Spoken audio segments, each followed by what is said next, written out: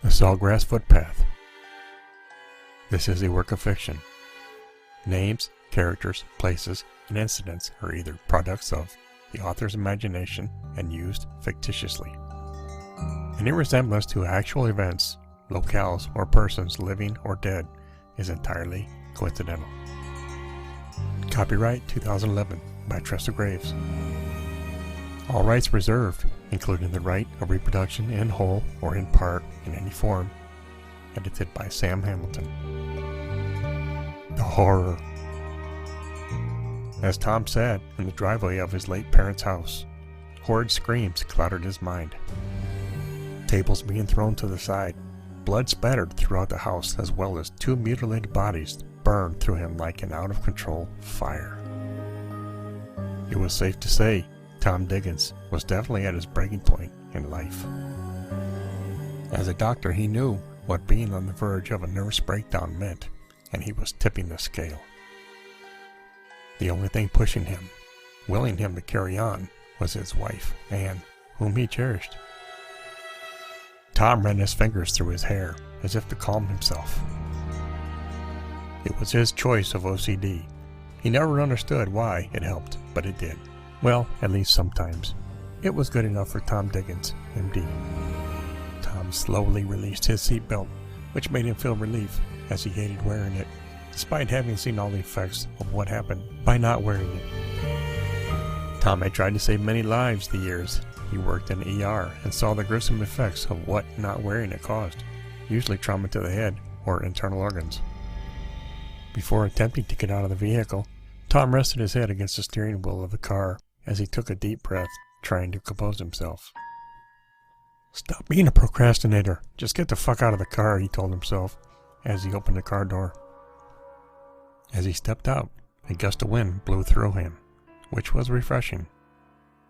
Tom closed his eyes as his pitch black hair blew back over his forehead, exposing his deep dark eyebrows the girls since high school went crazy over.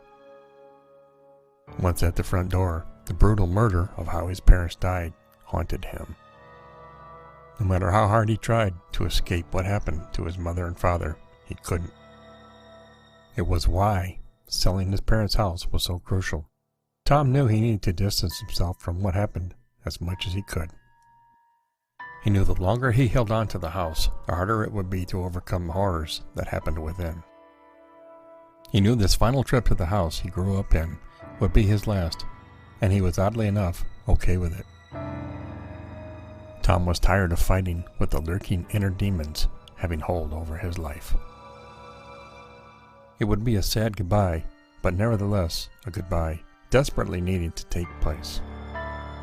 As he stood at the front door, he saw the window the intruder broke in through, and visualized what the assailant must have looked like.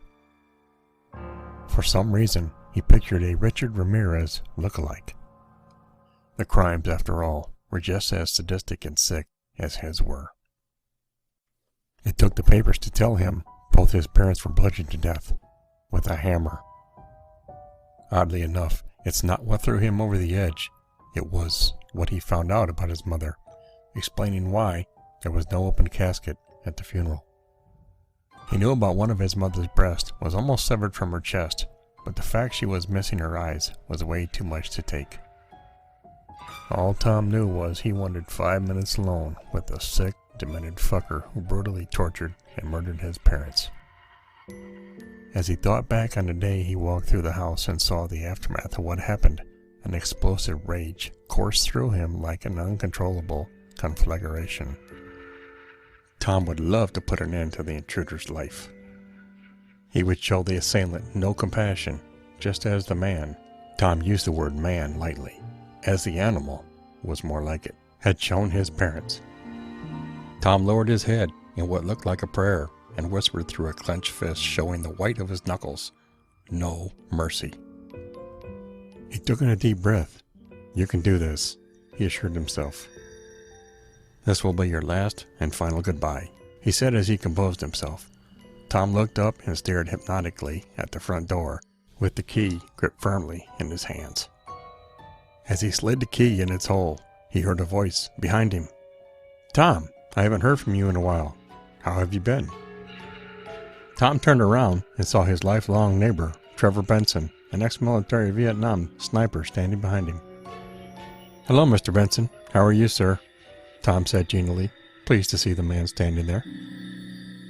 "Tom, you're a grown man now, and although I do realize I'm over the hill, but please call me Trevor," he said with a smile as he held out his hand. Tom managed to smile as he extended out his hand.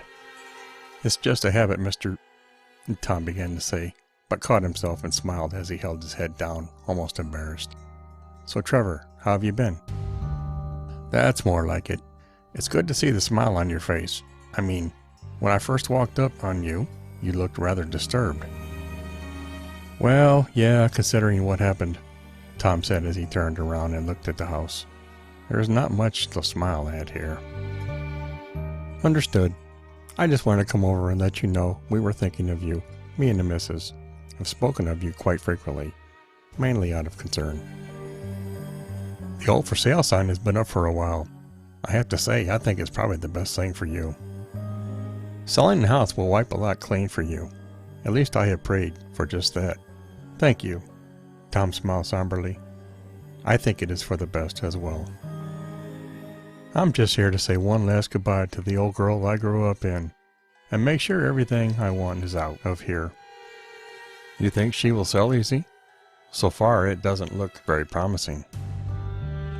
"Not many people want a house where a brutal murder took place, unless you're in Cali area, where they thrive on that sort of thing.